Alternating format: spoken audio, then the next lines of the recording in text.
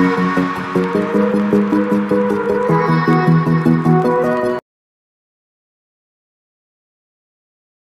Everyone, Himalayan पाठशाला में आप सब लोगों का स्वागत है। आज हम डिस्कस करने वाले हैं हिमाचल प्रदेश पुलिस कांस्टेबल में पूछे जाने वाला जो आपका जनरल अवेयरनेस सेक्शन है। इसको डिटेल में डिस्कस करेंगे कि इसमें कौन-कौन से आपके टॉपिक हैं और किस तरह से हमें उन्हें अप्रोच करना है। ये डिस्कस करने से पहले मैं आपको एक बार फिर से ब्रीफ कर दूँ कि आपका जो पुलिस कांस्टेबल का सिलेबस है वो 5 डिफरेंट पार्ट्स में डिवाइडेड है, जिसमें आपका हिंदी रहेगा, इंग्लिश, मैथ्स, रीजनिंग और फिफ्थ जो आपका पार्ट रहेगा वो जनरल अवेयरनेस है।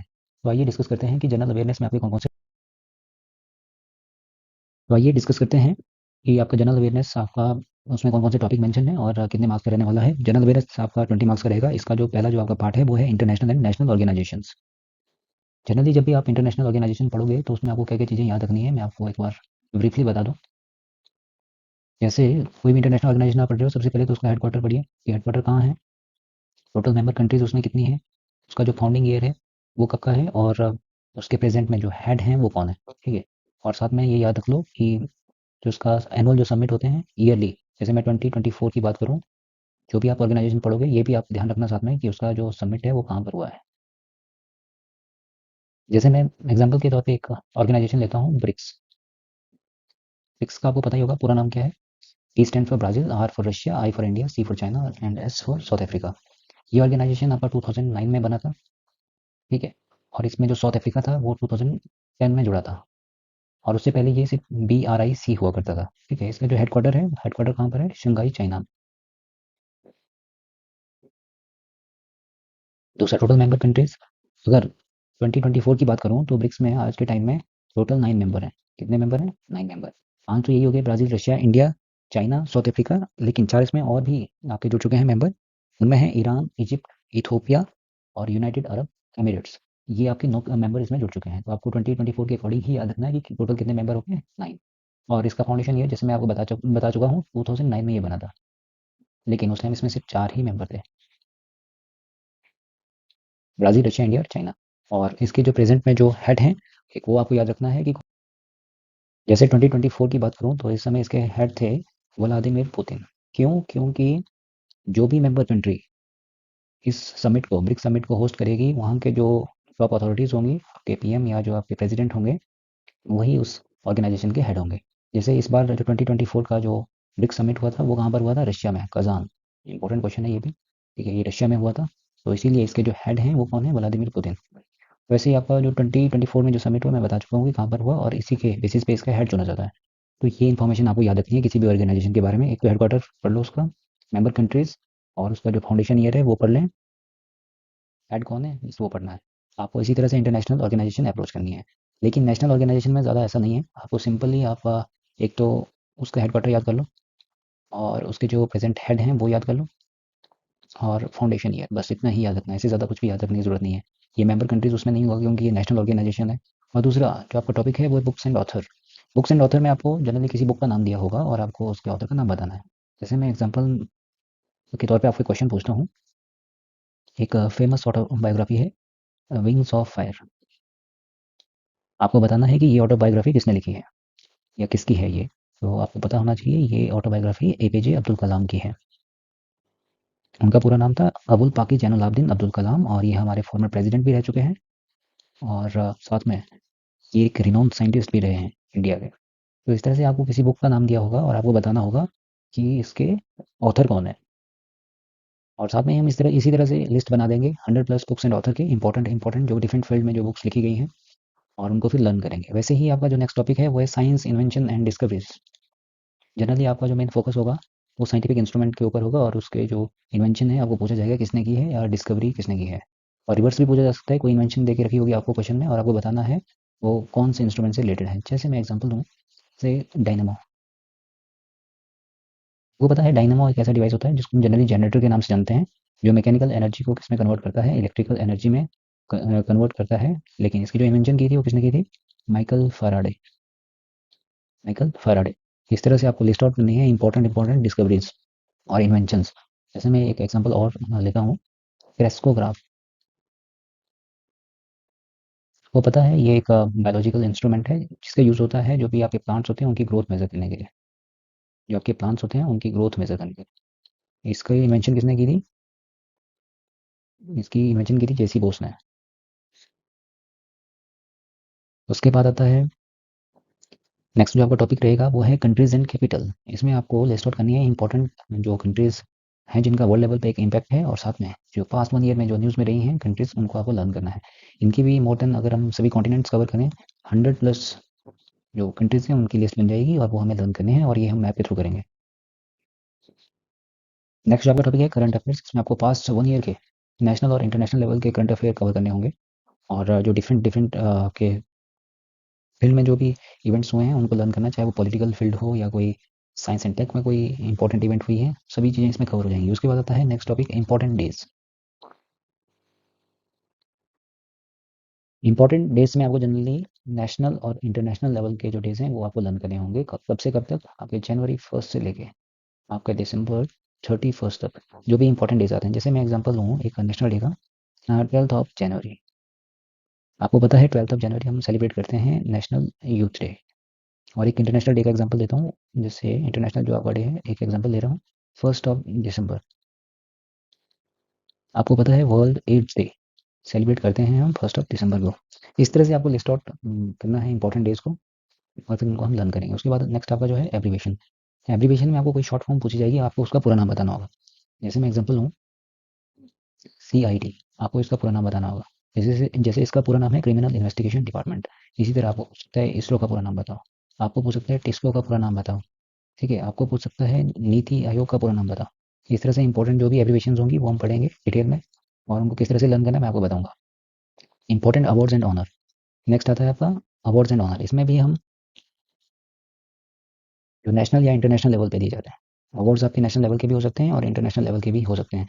जैसे एग्जांपल दूं मैं, जैसे आपका जानीपत अवार्ड है, या भारत रत्न है, ठीक है, या नोबेल प्राइज़ है जो कि इंटरनेशनल लेवल पे दिया जाता है, दादा साहिब फाल्के अवार्ड है, ठीक है। इस तरह के कुछ जो इंपॉर्टेंट अवार्ड्स हैं उनको हम लर्न करेंगे, और किसको मिला है ये भी हम डिस्कस करेंगे।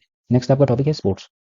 स्पोर्ट्स में आपको किस तरह के क्वेश्चन रहेंगे, आपको जनरली जो क्वेश्चन पूछे जाते हैं वो या तो टर्मिनोलॉजी से पूछे जाते हैं। टर्मिनोलॉजी मतलब कोई आपकी स्पोर्ट्स इवेंट की कोई टर्मिनोलॉजी दे दी जाएगी, आपको बताना होगा कि किससे रिलेटेड है। जैसे मैं एग्जांपल दूँ, googly, the term googly is related to which sports, तो कुछ से पता है क्रिकेट के साथ रिलेटेड है।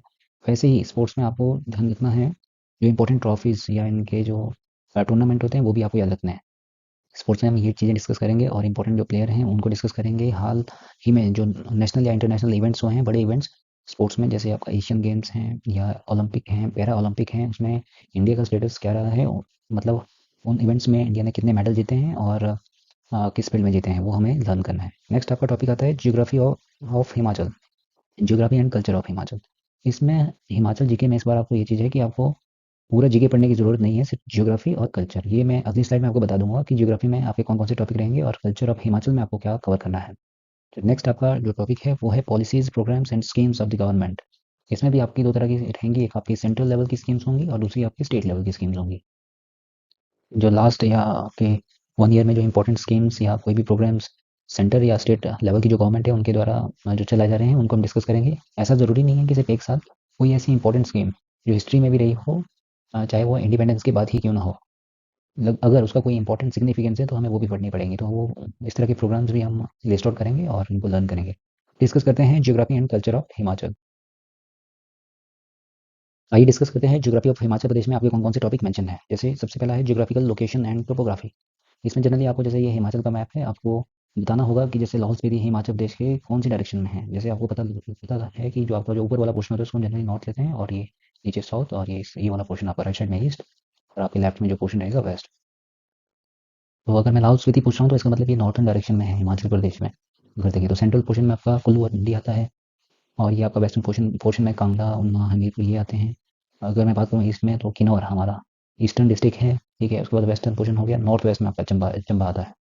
इसी तरह से आपको जो भी स्टेट्स या कोई डिस्ट्रिक्ट हमारी किसी भी जो बाउंड्री लाइन में आप देख सकते हैं, यहाँ पर जो बाउंड्रीज कौन कौन सी बाहरी जो राज्य हैं उनके साथ लगते हैं, या कोई अंतर्राष्ट्रीय सीमा बिल्कुल है। अंतर्राष्ट्रीय सीमा अगर आप देखेंगे, जैसे ईस्टर्न पोर्शन जो है ये डायरेक्ट तिब्बत के साथ लगता है। तिब्बत किसके अंडर है? चाइना के अंडर। तो जो ईस्टर्न पोर्शन है हमारा, इसकी बाउंड्री किसके साथ बनाता है? कि नॉर्थ चाइना के साथ। वैसे ही नॉर्थन पोर्शन अगर देखें हम तो JNK, जो कि करंटली क्या है, एक यूटी है, उसके साथ लगता है। और वैसे हम साउथ में देखें कि साउथ में हमारी हरियाणा है, ठीक है। और उसके बाद अगर मैं साउथ ईस्ट की बात करूँ तो यहाँ पर आता है उत्तराखंड। अगर मैं वेस्टर्न पोर्शन की बात करूँ, वेस्टर्न पोर्शन में आपका आता है पंजाब। इस तरह से आपको पता रहना चाहिए कि हमारा जो स्टेट है उसमें कौन सी डिस्ट्रिक्ट की बाउंड्री किसी बाहरी राज्य या अंतर्राष्ट्रीय सीमा के साथ लगती है। वैसे ही आपको नेक्स्ट जो टॉपिक दिया है एरिया पॉपुलेशन। सिंपली आपको बीइंग हिमाचली आपको पता रहना चाहिए कि हमारे जो जितने भी डिस्ट्रिक्ट हैं, जैसे 12 डिस्ट्रिक्ट्स हैं, 12 डिस्ट्रिक्ट का आपको एरिया पता रहना चाहिए। और एरिया इस तरह से याद करना है आपको कि एटलीस्ट आपको अरेंज करना आ जाए कि टॉप 5 में कौन है, चाहे इंक्रीजिंग ऑर्डर हो चाहे डिक्रीजिंग ऑर्डर हो। उसी तरह से पॉपुलेशन का भी आपको पता रहना चाहिए कि टॉप 5 हमारी सबसे ज़्यादा पॉपुलेटेड डिस्ट्रिक्ट कौन सी हैं। वैसे ही डिक्रीजिंग ऑर्डर में भी आपको पता रहनी चाहिए। नेक्स्ट आता है फिजियोग्राफिक डिवीजन। इसमें जनरली आपको, जैसे आप हिमालयन हमारा रीजन है तो आपको पता ही होगा कि जो ये वाला पोर्शन होता है ये आउटर हिमालय बोलते हैं इसको, मिडल हिमालय, और ये आपका इनर हिमालय जिसमें आपका ट्रांस हिमालयन जोन आते हैं। इनको हम डिस्कस करेंगे और साथ में ही हमारी जो क्लाइमेटिक कंडीशंस हैं वो किस तरह की हैं यहाँ पर वो भी डिस्कस करेंगे। नेक्स्ट आता है माउंटेन रेंजेस।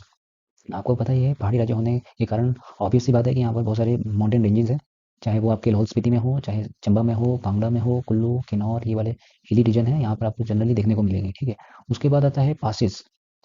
पासेस में देखिए जैसे क्वेश्चन आता है कि चंबा और लाहौल को जोड़ने वाले पासेस सिर्फ एक नहीं है, बहुत सारे हैं, तो आपको वो भी लर्न करने हैं। या आपको क्वेश्चन पूछ सकते हैं कि कांगड़ा और लाहौल को जोड़ने वाला, या कुल्लू और मंडी को जोड़ने वाला, कुल्लू किन्नौर को जोड़ने वाला, लाहौल किन्नौर को जोड़ने वाले। तो ये जो इंपॉर्टेंट लिस्ट होगी वो भी हम तैयार कर लेंगे और इनको लर्न करेंगे और मैप के थ्रू ही लर्न करेंगे। नेक्स्ट आता है आपका रिवर्स। रिवर्स में आपको इस तरह से पढ़ना है, जैसे आपको पता ही है 5 मेजर जो रिवर हैं वो हिमाचल में फ्लो होती हैं।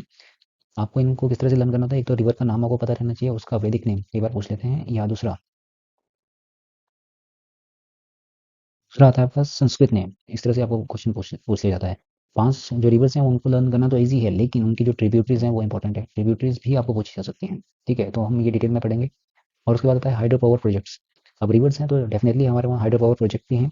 और आपको जैसा पता ही है हिमाचल इन चीज़ों में मतलब आपका टॉप प्रोडक्शन में है, जैसे हाइड्रो पावर हम बहुत ज़्यादा जनरेट करते हैं और टूरिज़्म की संभावना भी यहाँ पर बहुत है। और नेक्स्ट आता है लेक्स। लेक्स में भी आपको नेचुरल हो या आपकी आर्टिफिशियल लेक्स हों, दोनों ही लेक्स आपको कवर करनी है, ठीक है? और कौन सी डिस्ट्रिक्ट में कौन सी लेक है। जैसे मैं मंडी की बात करूँ, मंडी में आपको पता ही है कामरू नाग है, फेमस 2 लेक्स हैं, ठीक है? कुंत विहोग, कालासर, सुखसागर, हरिवालसर, प्राशर, ये इंपॉर्टेंट लेक्स हैं यहाँ के। और यहाँ की एक आर्टिफिशियल लेक भी है, पंडोल। जो पंडोल लेक है वो आपकी आर्टिफिशियल और सबसे बड़ी मंडी डिस्ट्रिक्ट की सबसे बड़ी आर्टिफिशियल लेक है। इस तरह से आपको लर्न करना है। उसके बाद नेक्स्ट आता है जैसे hot springs. Hot springs Himachal में मेजरली आपको देखने को मिलेंगे, कुल्लू वाले रीजन में बहुत ज़्यादा हैं। जैसे अगर आप बात करें मनाली में जाओगे तो वहाँ पर भी देखने को मिलेगा। और अपना ये मनाली में आपको विशेष देखने को मिलेगा। और कसोल हो गया, खीरगंगा हो गया, और अपना ये मणिकरण जो कि आपका फेमस है ही। इन जगहों में आपको देखने को मिलेंगे हॉट वाटर स्प्रिंग। और साथ में जैसे विशिष्ट आपको मैं बता चुका हूँ ज्योरी। ज्योरी आपका शिमला डिस्ट्रिक्ट में आपको देखने को मिलेगा। वैसे रामपुर के पास है, वैसे बॉर्डर तो किन्नौर के साथ लगता है इसका। और तत्तापानी ये आपका मंडी डिस्ट्रिक्ट में देखने को मिलेगा, ठीक है? इस तरह की जो हॉट वाटर स्प्रिंग्स है वो हम डिटेल में डिस्कस करेंगे। नेक्स्ट आता है आपका ग्लेशियर्स। आपको पता है जो आपकी हाई एल्टीट्यूड में जितने भी ये आपके डिस्ट्रिक्ट्स हैं यहाँ पर ऑब्वियस सी बात है स्नोफॉल होता है, तो ग्लेशियर्स भी बनेंगे। तो जो आपके लाहौल स्पीति में टॉप जो मतलब मेन मेन ग्लेशियर्स हैं उनको हम डिस्कस करेंगे। चंबा में, कांगड़ा वाले पोर्शन में, कुल्लू और किन्नौर वाले पोर्शन में आपको जनरली देखने को मिलेंगे। कुछ पार्ट आपका शिमला में, ठीक है? उनको डिटेल में डिस्कस करेंगे। और ग्लेशियर आपको पता ही होगा हिमाचल में कॉमनली शिगड़ी के नाम से जाना जाता है। वैलीज, अब वैलीज़ भी बहुत सारी हैं हिमाचल में, जैसे कुल्लू वैली हो गया, ठीक है? किन्नौर में है, आपकी लाहौल स्पीति में वैलीज़ हैं, कांगड़ा में वैलीज़ हैं, ठीक है? तो उनको भी हम डिस्कस करेंगे और क्या फेमस है वहाँ का वो भी डिस्कस करेंगे। उसके बाद आता है क्लाइमेट, फ्लोरा, फाuna। क्लाइमेट जनरली क्या होता है, वेदर को जब हम मेज़र करते हैं एक लॉन्ग टर्म में, उसको ही क्लाइमेट बोलते हैं। इससे वेदर तो हम जनरली किसी 1 या 2 दिन का हम बहुत बता देते हैं कि आपकी एटमॉस्फेयर जो कंडीशंस है वो कैसी हैं। जैसे टेम्परेचर, प्रेशर, सनशाइन, ये कैसा चल रहा है। आज के दिन की बात करूँगा तो उसको वेदर बोलेंगे, लेकिन क्लाइमेट जनरली हिमाचल में किस तरह का क्लाइमेट रहता है वो हम डिस्कस करेंगे।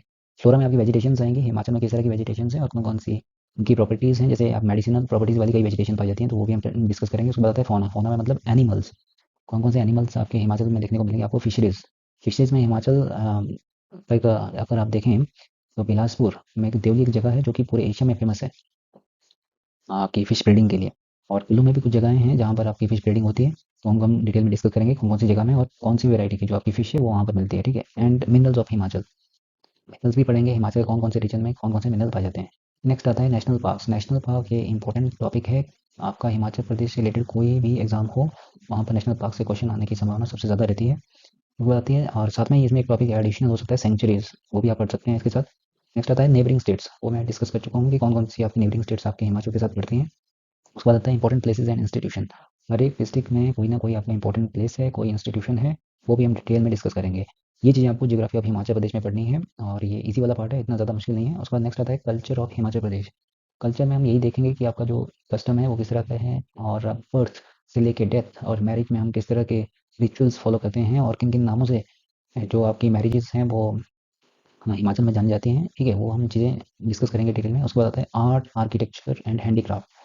जो भी हिमाचल के आर्ट और आर्किटेक्चर या हैंडीक्राफ्ट हैं, जैसे आपने देखा होगा कुल्लू का शॉल फेमस है, और अपना चंबा का रुमाल फेमस है। इस तरह से किन्नौर की अपनी की जो ड्रेस है वो भी फेमस है। फेयर्स एंड फेस्टिवल, आप देखो हिमाचल में इंटरनेशनल फेयर्स भी होते हैं। ठीक है, जैसे कुल्लू का दशहरा फेमस है, रेनू का जो हो आपका फेस्ट है वो फेमस है, और अगर हम मिंजर की बात करें वो फेमस है, इंटरनेशनल फेस्टिवल है। वैसे ही हमें डिस्ट्रिक्ट लेवल के भी कवर करने हैं, और इंपॉर्टेंट जो फेस्टिवल हिमाचल में सेलिब्रेट किए जाते हैं वो भी हम डिस्कस करेंगे। फोक सॉन्ग्स कौन कौन से हैं और कौन से अवार्ड दिए जाते हैं ये भी हम डिस्कस करेंगे। फोक डांसेस कौन कौन से हैं हिमाचल के, वो भी डिटेल में डिस्कस करेंगे।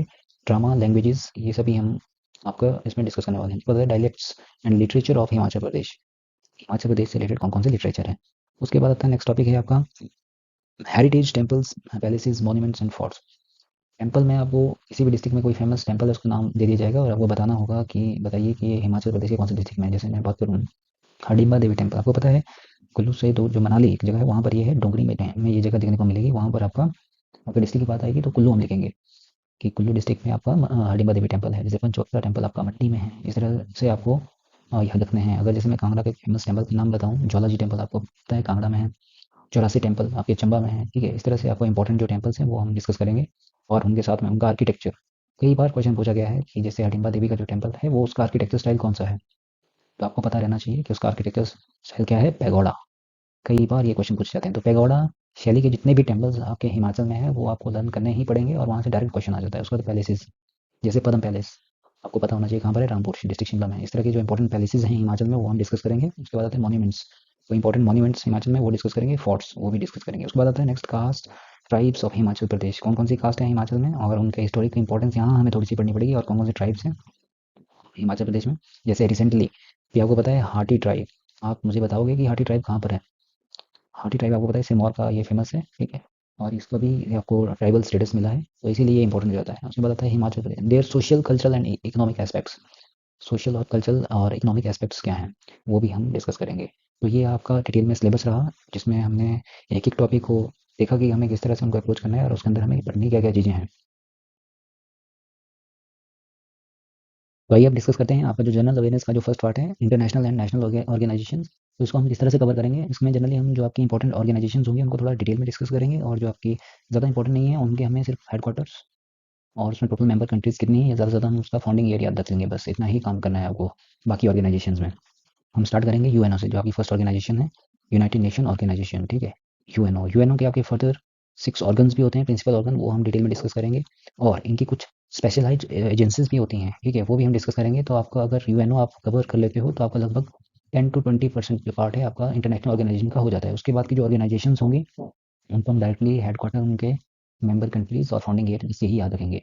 लेकिन ये वाला जो पार्ट है इसमें थोड़ा हमें डिटेल में पढ़ना पड़ेगा, ताकि आपको आइडिया रहे कि ये चीज़ें क्या हैं। तो 6 ऑर्गन में आपके कौन कौन से ऑर्गन है, जैसे फर्स्ट ऑर्गन है आपका यूनाइटेड नेशन जनरल असेंबली। दूसरा जो आपका पार्ट है वो है यूनाइटेड नेशन सिक्योरिटी काउंसिल। जो आपका थर्ड पार्ट है वो है आपका economic and social council, economic and social council short में इस तरह से लिखा जाता है इसको। और जो आपका फोर्थ पार्ट है वो है ट्रस्टीशिप काउंसिल।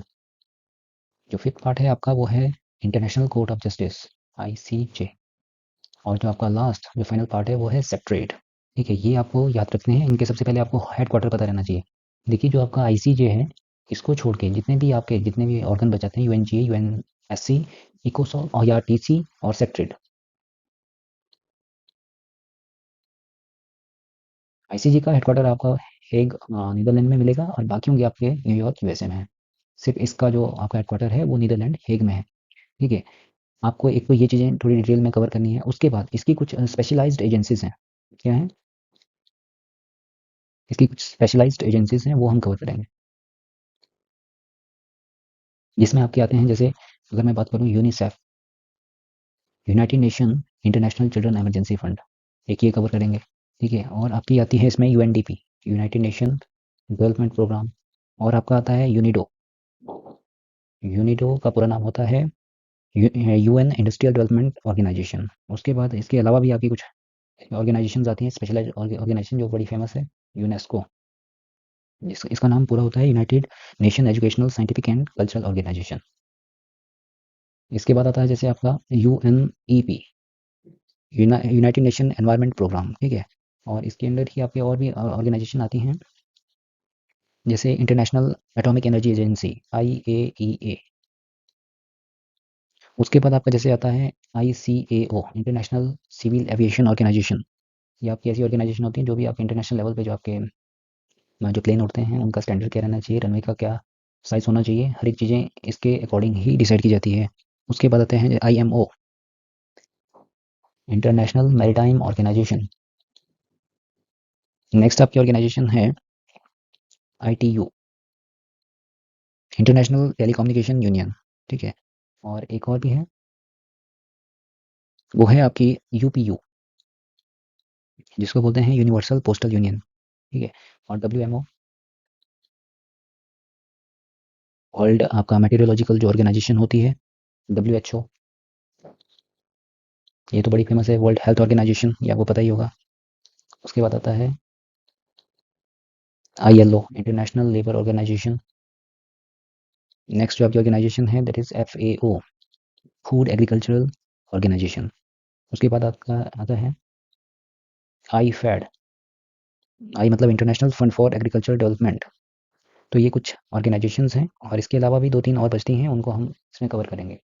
देखो, अगर आपने यूनाइटेड नेशन ऑर्गेनाइजेशन कर दिया, उसके 6 ऑर्गन कर दिए, और उनकी कुछ स्पेशलाइज्ड एजेंसीज हैं वो कर ली, तो आपका 20% पार्ट आपका हो ही जाएगा। उसके बाद की जो रेस्ट ऑफ ऑर्गेनाइजेशन बचेंगी उनका हम डायरेक्टली हेड क्वार्टर या आपका जो मेंबर कंट्रीज और आपका जो उसमें फाउंडेशन ईयर कौन सा था वो ही लर्न करेंगे। इसके अलावा आपको कुछ भी करने की ज़रूरत नहीं है।